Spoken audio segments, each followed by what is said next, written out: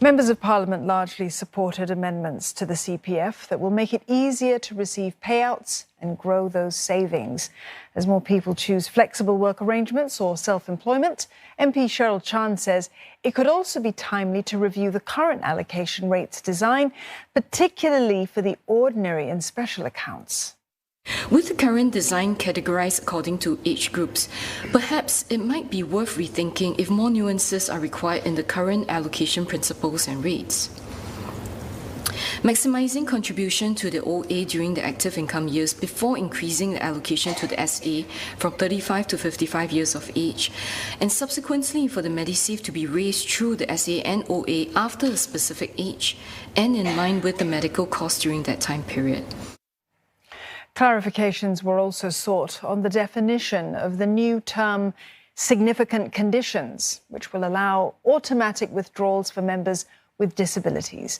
Other suggestions by MPs include expediting the release of funds to beneficiaries after a death and allowing earlier withdrawals of CPF payouts. The debate has been adjourned to tomorrow.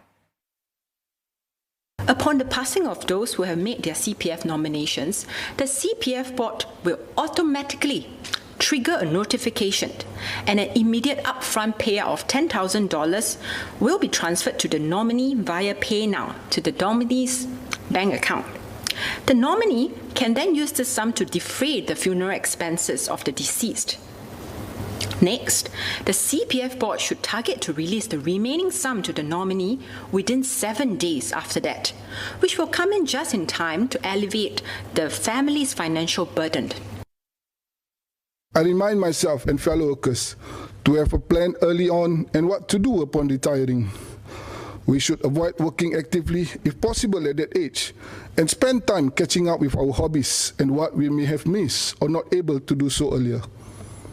On this ground, I hope the government can be flexible to allow CPF life payout to be earlier at the time when the worker decides to retire.